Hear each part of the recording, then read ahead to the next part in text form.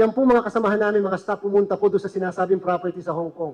Wala po silang nakitang ganong klaseng property. Yung buong kahabaan ng street na binabanggit dahil walang 12 floor pala doon, hanggang 10 floor lang. Pumunta rin sila lahat sa Singapore dahil nagkaroon din po tayo ng malawakang voters education drive doon. Pinuntahan din po ng mga kasamahan natin yung pong property allegedly sa Singapore. Wala rin po nag-i-exist na ganong klaseng property. Sa San Francisco, paano ka magkakaroon ng property sa San Francisco, USA, kung hindi ka pa naman nakakatapak doon? Bibili ka pa ng property na hindi mo pa napupuntahan o hindi ka makakapunta kahit kailan? Wala po akong American dream. Wala po akong pagnanais na makapunta. Kung ano makikita ko sa Amerika, makikita ko sa Pilipinas, mas magaganda pa. So, para po sa akin, bakit ako bibili ng property na gano'n? So, alam mong, peke na nga itong, peke na itong sa Hong Kong, so, peke ang Singapore, siguradong peke lahat yun. Sapagkat hindi pa nga po ako nakakapunta sa bansang yan. Pasensya na po kayo kung bakit inistorbo natin ang inyong panahon sa araw at oras na ito upang maliwanagan lang ang mga bagay-bagay na naglutangan itong mga nakaraang araw, nakaraang linggo, upang kahit paano naman ay maprotektahan ng Commission on Election ang kanyang integridad, ang kanyang pangalan, hindi lamang ng mga opisyal at mga kasamahan natin dito sa Commission on Elections. Pagkatapos po ng araw na ito, ang inyong lingkod ay hindi na po magsasalita tungkol sa bagay at sa paksa na ating tatalakayin. Tama na po yung bagay na yan, sapagkat nakafocus po ang inyong COMELEC sa ginagawa naming paghahanda para sa 2025 National and Local Elections, first parliamentary elections sa Bangsamoro, at 5 buwan pagkatapos ang ating barangay and SK elections. Kinakailangan doon po ang focus natin sa pag hindi po kami nakapaghanda, pumalpak ang COMELEC, wala po ibang sisisihin ko, hindi kami din lang. Kung kaya dyan po kami dapat nakatutok at nakatuon. Ito po mga ganitong klase mga pagbabato ng akusasyon, aligasyon, pagbabato ng putik, paninira ng puri at pangalan at karangalan sa ating pong palagay ay walang puwang sa isang demokrasya na meron tayo at the same time sa isang komisyon ng halalan na nakalagay sa ating saligang batas. Alam niyo po, bilang pasimula, ako po yung napagbintangan. Noong una, napagbintangan na ako daw po ay may 49 offshore bank accounts. Ibig sabihin po nun, lagi kang nasa abroad. Ibig sabihin nun, lagi kang pumupunta sa abroad para makapagbukas ka ng offshore bank accounts. Ibig sabihin po nun, mga accounts po yun sa ating mga kababayan sa abroad. Na pagkalat-kalat ang inyong lingkod, paggalagala ang inyong lingkod dahil sa nakakapagbukas ng accounts abroad. Papakita ko po sa inyo, sa 2 taon na nandito ako sa Commission on Elections, yan lang po ang aking travel sa buhay ko. Wala akong travel sa Europe, walang travel sa Amerika, walang travel sa Latin America, North America, at sa kahit na anong parte sa Europe. Makikita niyo po dyan, 2 lang po ang Asia, Japan at South Korea, kung saan yan lang po ang meron akong visa sa aking buhay. At yung iba po, makikita niyo po dyan, kung hindi Disneyland, Universal Studios ang aking pinupuntahan. Sapagkat makikita niyo yung dates, yan yung mga panahon na tayo ay walang pasok at nagbabakasyon.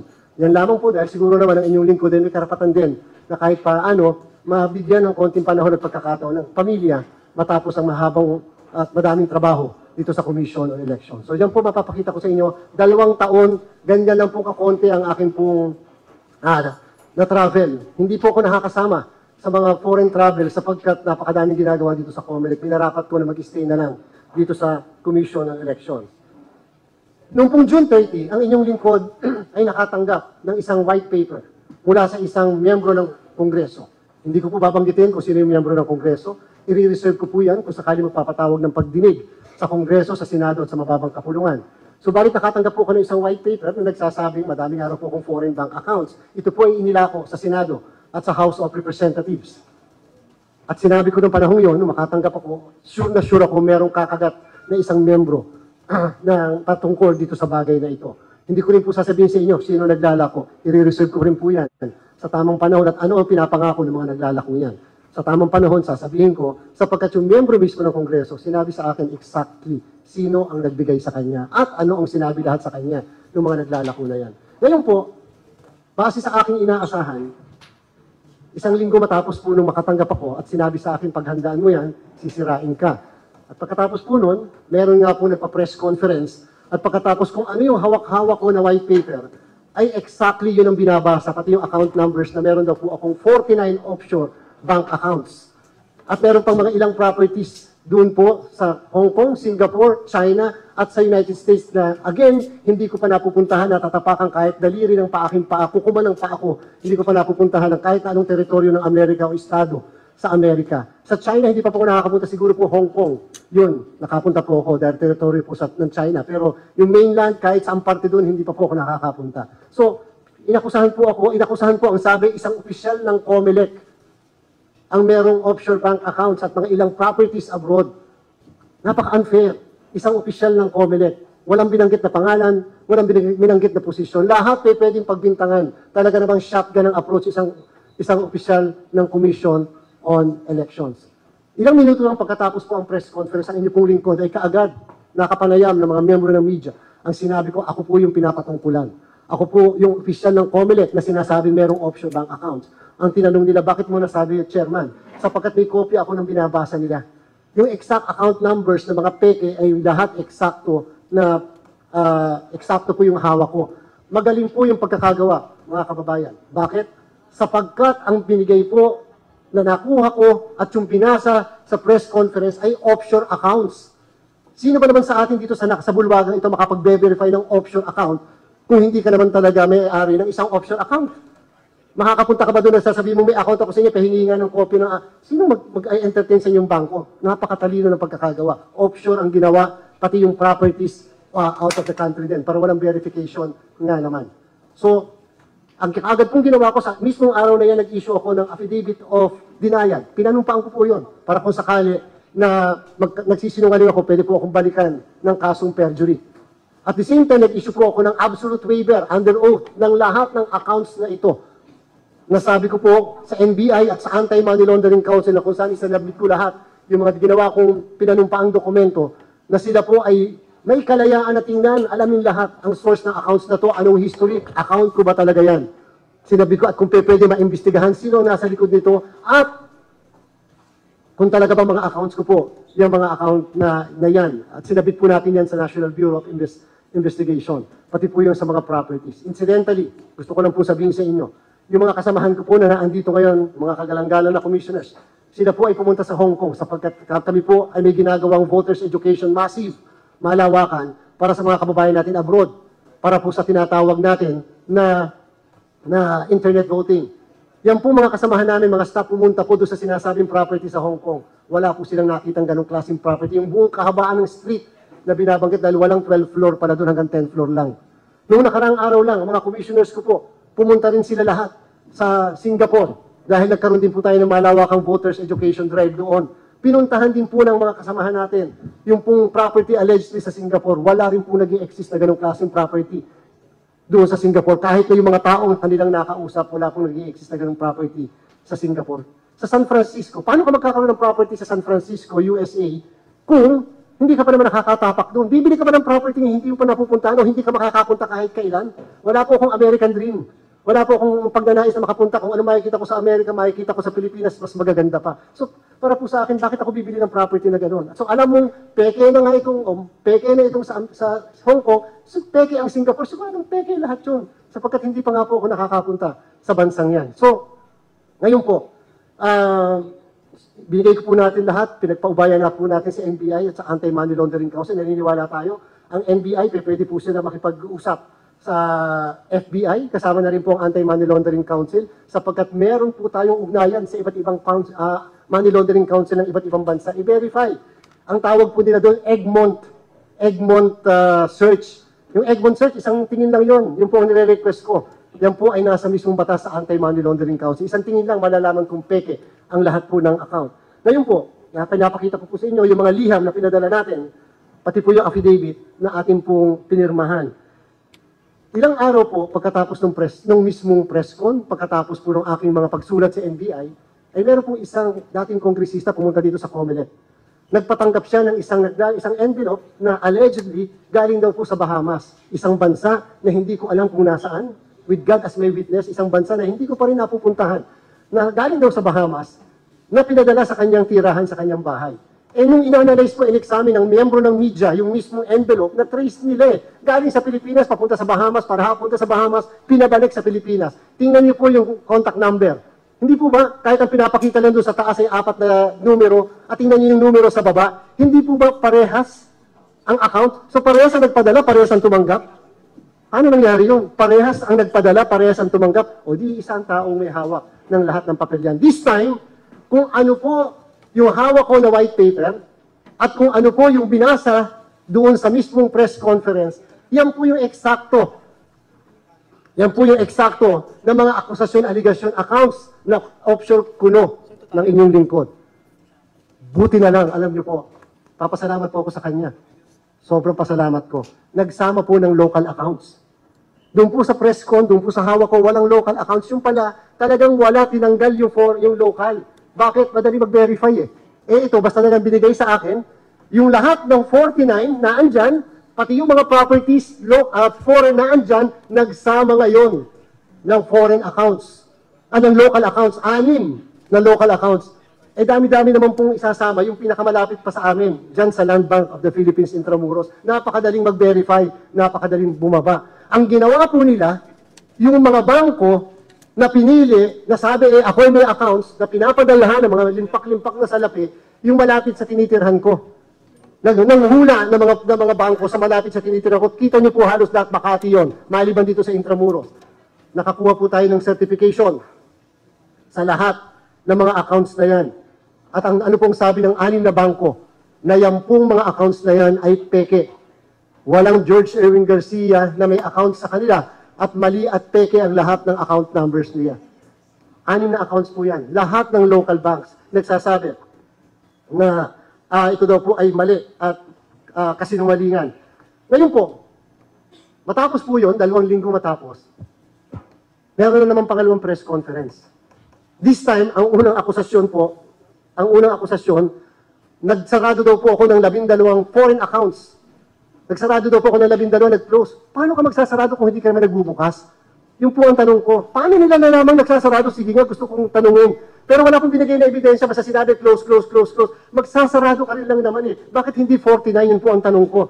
Bakit 12 lang? May titira pa ako na 27? Hindi ba magsasarado ka rin lang naman ng accounts?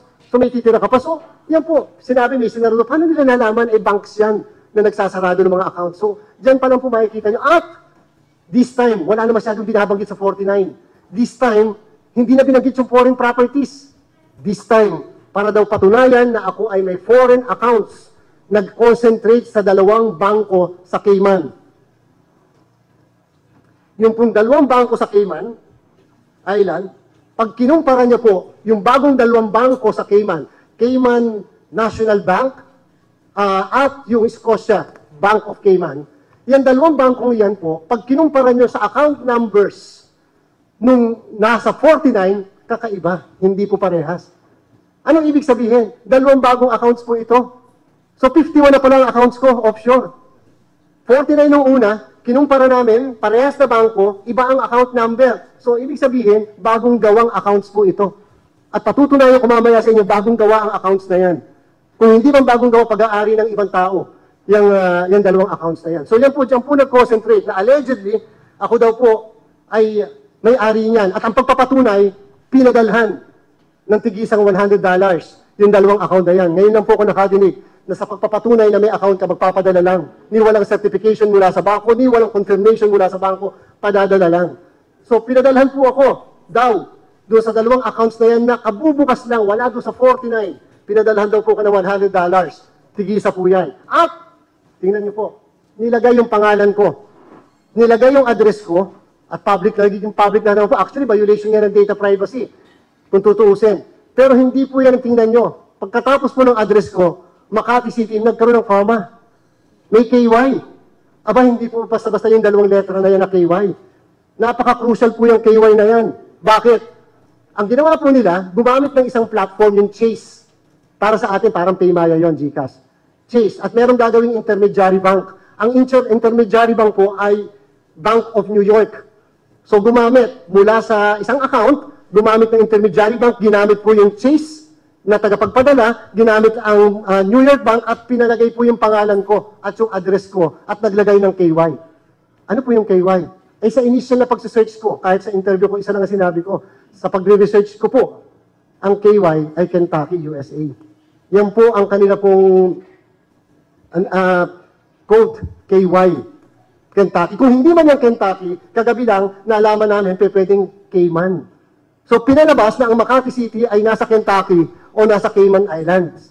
So, yan po, maliwanag na maliwanag para lang pumasok sa account. So, sinabi ko po nung una pa man, sa initial na investigasyon namin, na lumalabas po na pwede magpadala sa tunay na account number ang isang tao, pero iba ang pangalan.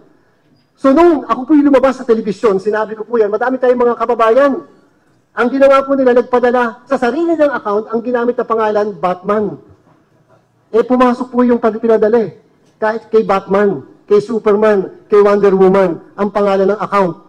Basta parehas ang account number. So anong ginawa sa akin? Ang ginawa, same account number, pero pinalitan po ang account name. Pangalan ko ang nilagay. At pagkatapos, naglagay ng KY dahil hindi tatanggapin ng pag-transfer kung hindi maglalagay ng state o ng mismong lugar na doon nakatira yung mismong tao. Kaya may KY po. Very crucial yung KY na yan. Ngayon po, tingnan nyo. Yung pong mga accounts na yan, ang ginawa, nagpadala po sila ng bank history. Tingnan niyo po yung bank history. Yan po ang bank history. Yan pong bank history, ibig sabihin, nagpadala na 100, 100, at pagkatapos kung magkano ang natitira, nakakita na ba kayo? Na matagal na pala ako may account. Ang laman po ng account, $500 lang o 400. Kasi $100 plus $100, that's 200. Yan po natitirang balance. Oh. May natitirang balance po mamaya sa susunod. May natitirang balance which is $276. Yun na lang ang natitira. Ibig sabihin, kabubukas lang, 276. So, dumalabas $476 lang na nandun sa account na yan. Pero ito po ay summary o yung bank record. Sino ba nakakakuha ng bank record? Hindi po yung may-ari ng account. So, hindi po ako yun. Sila ang nakakuha ng record. Eh. Ngayon, tingnan niyo po. Para patunayan, at ito po, tinamper ito. Yung papel na, yan po nakikita niyo sa screen, tampered po yan. Bakit? Ang ginawa po nila, pinatunayan, kunyari dito, na nakapagpadala sa aking account. Pero kanina po pinakita ko sa inyo, hindi ba, ang nakalagay lang doon, pangalan ko at saka address. Bakit po dito ngayon, nagkaroon ng pangalan ko, binigyan ako ng social security number? Doon po ba, sa pinakita kong dalawang tig 100 kanina, eh, siyempre po kung yung transmission, yung napapadala, dapat kung talaga may ibang hinihingi na impormasyon, maglalagay ng impormasyon. Wala pong pinakita. Nilagyan po ako ng social security number. Ano pong ibig sabihin yan? Sa mga nakapunta na po sa Amerika, o nakatira sa Amerika, o nanonood ng mga American citizen natin, na dating mga kababayan, na ngayon yung mga Amerika, ang social security number po ay ini-issue lang sa mga Amerikano, o kung ikaw ay permanent resident ng Amerika. So binigyan po ko ng social security number para lang palabasin na ako ay nasa Amerika, o galing sa Amerika, o nakatira, o isang citizen ng Amerika kahit hindi pa nakakarating. Mali pa nga po ang nilagay na social security number eh. Ang social security number ng Amerika, siyam. 8 po yan eh. Hindi po nila kinumpleto para hindi matrace kung sino yung may-ari ng social security number. At tingnan niyo po yung social security number. Alam niyo po ba sa Amerika, yung first 3 digits represent the state? Yung first 3 digits po ng security number na yan ay sa Maine, USA. So, pag mula sa Kentucky, napunta na ako sa Maine, USA. Ang Maine po ay isang estado ng Amerika. Nilagay po rin yan, yung social security number. Pagkatapos, hindi ko po alam kung ano ibig sabihin ng TRN or whatever. So, tatandaan nyo, ang social security number sa Amerika ay highly confidential. Secret yun, personal yun. Dahil sa Amerika, napaka-importante yung social security number. May bangko ba na magre-reflect ng social security number ng isang tao? Kahit sa buong mundo? Kahit ka magpadala sa Pilipinas hindi magre-reflect ang bangko natin na may social security number, yung mismong tao yan. Alam mong tinamper, nilagay yung social security number.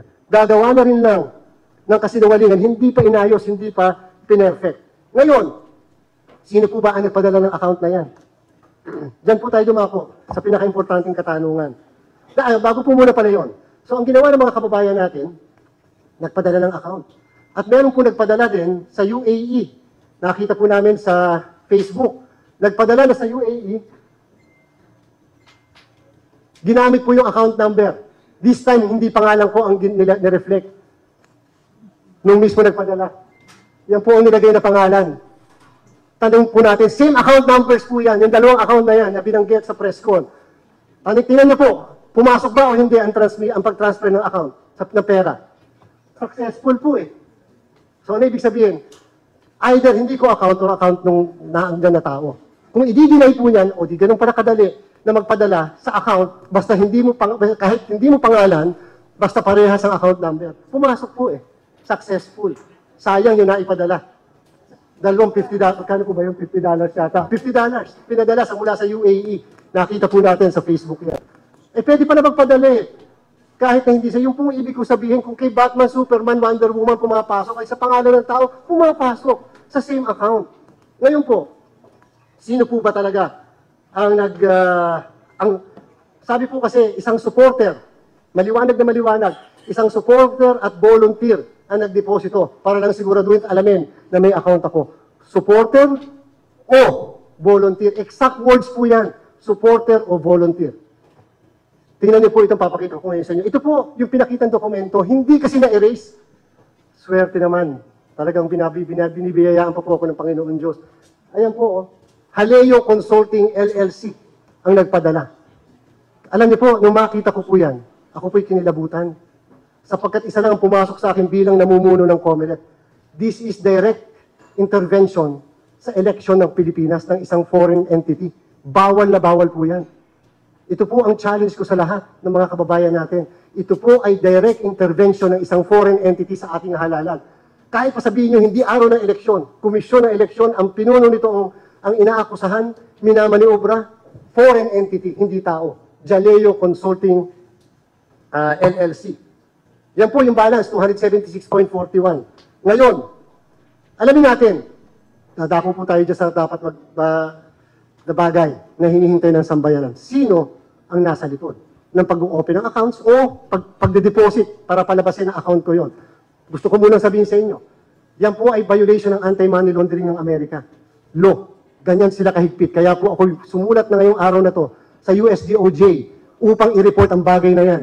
Sapagkat maliban sa anti-money laundering, yan po ay bank fraud at yan po ay identity theft na pinaparusahan ng mahigpit sa Amerika. At dahil may involved na American company, sinabi ko sa USDOJ, marapat po sana na maisama nyo yan sa inyong iniimbestigahan din. Dahil money laundering po ang pinapalabas dito. Ngayon, ang may-ari po ng company na yan, na Jaleo, ay isang nagngangalang Jose A. Herrera. Hindi po siya Filipino. Hindi po siya Filipino, Jose A. Herrera. Yan po, lahat ng paprepresent ko sa inyo, nakuha po natin yan sa internet, available sa internet. Hindi ko po yung gawa-gawa, available yan. Lahat po, makikita nyo yung source, pwede nyo po i-verify lahat. So, yan po ay pag-aari ni Jose Herrera, na ang address ay Miami, Florida. Madami magsasabi, Miami, para narinig ko na yon, Miami, Florida. Ngayon po, siyempre, kailangan alamin natin, sino ba si Jose Herrera? A. Herrera. Ay bigla pong sumulpot na si Jose A. Herrera ay director din ng Albatross Technologies Corporation. Albatross Technologies Corporation. So, ibig sabihin, connected din pala siya dyan. For your information, siya po isang attorney at law. Okay? So, siya rin po pala ay connected sa Albatross Technologies. Makikita niyo po lahat. Ngayon, ang address po ng Albatross Technologies ay number 26, Pine Road, Belleville Street, St. Michael, Barbados. Hindi ko nga po alam kung saan yung Barbados. Yan po yung exact address. Eh, siyempre, kagagaling naman ng staff ko. Ni-research yung address. Sana po masagot itong katanungan ko pong ito. Wala po akong binibintang. Bakit po ba naman ang address ng Barbados, address sa Barbados, ang address na number 26 ng company na sinasabi ko ay parehas sa address ng company na dati nating provider. Parehas na parehas po. Coincidence lang ba yan? Sana maipaliwanag sa atin. Bakit parehas ang address nila? Isa lang ang konklusyon natin kapag kaganyan, pero ayaw kong ako magawa ng konklusyon. Parehas po ang kanilang address. Pero hindi po ako nagsettle doon. Inalam ko pa, sino ba talaga yung Jose Herrera na yan? Eh, lawyer po pala na dati nating provider eh. Nandyan din po. Mari-research nyo. At, ang pinaka-importante, father-in-law ng founder, na one of the founders and owner ng dati nating provider. So, kayo na po mag-research. Ako po, willing ako humarap sa kahit anong kaso. Okay lang po yon. Pero gusto ko po magkaroon ng kasagutan, bakit po nagli-lead sa isang company lang? Alam niyo po, pag nakita niyo, ang dami pong mga companies na attached, pero iisa ang main company. Makikita niyo po sa pinapakita ko lahat sa inyo. Yan po ay available online. Magre-research ka lang, magtsatsaga ka lang. Na tingnan lahat yung mga kabit-kabit po na yan. So siya po pala ay lawyer, nag-lawyer sa dati nating provider. Sana po magsalita sila, sana po i-deny nila yung sinasabi po natin. At meron po dyan na Spanish, saka Espanyol eh. News po yun eh. Tinranslate po natin kasi may Google Translate eh. Ayan po, makikita. na yung isang tinatawag na Alfredo Anzola ay son-in-law nung isang Jose A. Herrera. At kung sino ba si Anzola? Kasama yung dalawa pang tao, sila po ay founders and owners ng ating dating provider. Ngayon po, gusto po natin alamin yung dalawang accounts. Hindi po ako nag-settle lang ng ganyan-ganyan.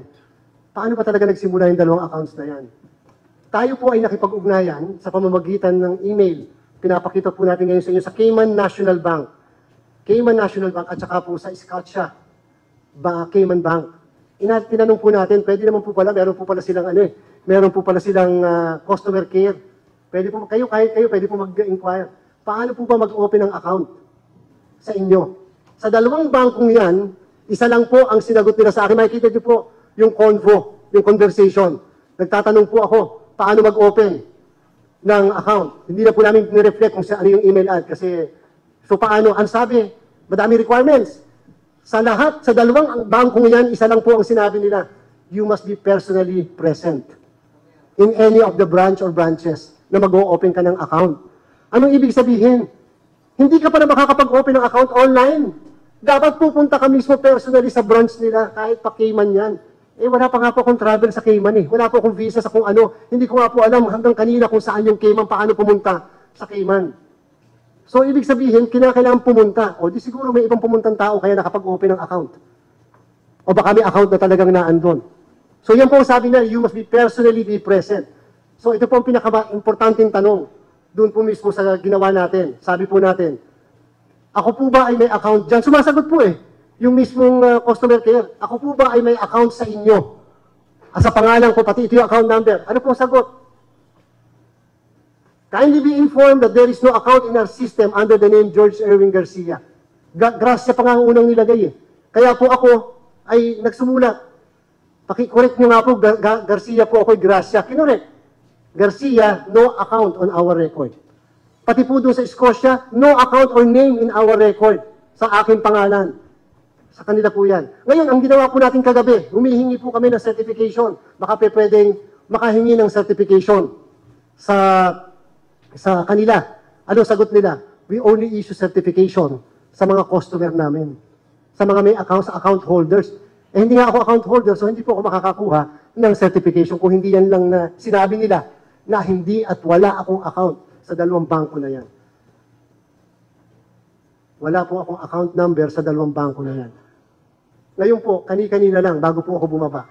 Kaya medyo napalundag ang aking puso. Siyempre po, sinabihan ko ang Miru. Ang inaakusa, galing sa inyo lahat ang pera. Sa mga accounts nyo dyan sa Korea. Alam nyo po, nag-issue ang 6 na bangko. Papakita rin po dyan. Nag-issue ang 6 na bangko sa Korea. Yung mga na sinabing accounts, na walang ganong account, fake ang lahat ng accounts na yan sa Korea. Ibig sabihin, yung lahat na nakalagay, na pinanggalingan ko ng mga pondo sa 49, nagsabi, walang ganyang transaksyon, walang ganyang account name, walang ganyang klaseng account. At peke yung account na yan. Sila po lahat na nagsabi, yung mga bangko sa Korea. So, alam niyo po bilang panghuli, ako po ay humihingi ng tulong sa ating kagalang-galang na Speaker of the House of Representatives, Speaker Martin Romualdez, at sa ating pong Senate President Jesus Cordero, na tinuturing ko parehas na malapit na kaibigan, mga mararangal na tao, mga lingkod bayan na tapat, na sana po, huwag tayong papayag na ang ating pong mga opisina at mga institusyon ay magagamit upang maghasik ng mga kasinungalingan, magbintang sa mga tao at manira ng puri ng iba. Ako po'y nakikiusap na sana po'y yung mga tao na nag-advokasya daw nila ang maglantad ng anomalya sa pamahalaan na mapapatunayan naman po pala hindi, ay hindi mapayagan na magamit po ang kanilang mga institusyon. Napakarangal ng mga institusyon po nila para lamang po masira sa ganito o para lang po magamit sa mga personal na interes para sa bawat isa. At ako po'y nakikiusap, humihingi ng tulong sa ating kagalang-galang na Pangulo, Ferdinand R. Marcos. Ang inyong lingkod ay natalaga dito sa COMELEC. Isa lang po ang aking palagay na instruction ninyo. At yan po'y ayusin ang Commission on Elections. Ayusin ang pangalan ng COMELEC. Ibalik ang tiwala ng sambayanan. Yan po ang ginagawa ng inyong lingkod kasama ang mga kasamahan nating commissioners at mga tauhan dito sa COMELEC. Sana po, hindi po mawala yung lahat ng ating mga ginagawang pagbabago dito sa COMELEC. Sana po, matulungan tayo na yung mga ganitong tao, entities, hindi makapamayagpag sa ating pong lipunan. Alam niyo po, ito po'y isang banta sa ating demokrasya, ang pakikialam ng isang foreign entity sa ating halalan. Ito po'y isang challenge sa ating pong kakayanan na mag-isip ng mga kababayan natin. Na pag pinapayagan natin, pwede palang basta-basta nila tayo paiikutin, basta-basta nila tayo may impluensyahan at mamaniubrahin. Hindi po natin papayagan under the present Commission on Election. Hindi na po bali na ang ating pong pangalan madungisan, wag lang po ang pangalan ng Commission on Election. Sa mga samahan, organisasyon, grupo, kapatiran, sana po ang aking pong pakiusap at ako'y naninikluhod at humihingi ng tulong na hindi magamit bilang kanlungan ng mga taong nagsisinungaling ang inyong pong mga samahan. Sana po ipakita po natin na kayo po talaga sa aming paniniwala ay naninindigan sa katarungan at katotohanan. Yan lang naman po lagi ang ating ipinaglalaban bilang isang lingkod bayan. Ang katotohanan para sa bayan. At siyempre po sa ating mga citizens arm, interest groups, yung itong mga nakarang araw, madami po sa inyo ang nanahimik, hindi nagsasalita. Kahit pa sinasabi natin, mali at hindi tama ang mga akusasyon. Sana naman po kung paano ganun kainit ang inyong pagsasalita, pagkilos ng mga panahon na tinutuligsa niyo lagi ang COMELEC. Bakit hindi po tayo makatuligsa o magkundina sa mga ganitong klaseng pagmamaniubra at pamimeke ng mga dokumento? Hindi po ba napapanahon na?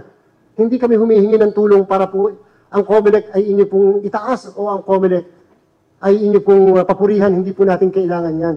Subalit makundina natin ang mga ganitong maling gawi sa ating pong lipunan. Alam niyo po, ang dami nagpayo sa akin na wag magsalita sapagkat ito ay threat sa aking buhay, threat sa aking pamilya, harm sa aking pong palagay, yung paglantad na ganito, yan ang protection ko. Yan ang security ko. Sapagkat kung hindi ako magsasalita, bigla na akong tuitimbuwang dyan at wala na dahil hindi ako nakapagsalita. Kung ako po ay mamamatay dahil sa bala ng isang baril ng isang Pilipino, matamis na kamatayan yun. Pero kung mamamatay ako sa bala ng baril ng isang dayuhan, napakasakalap po nun. Ibig sabihin, hindi tayo kayang protektahan ng sarili nating mga kababayan dito sa bansang ito.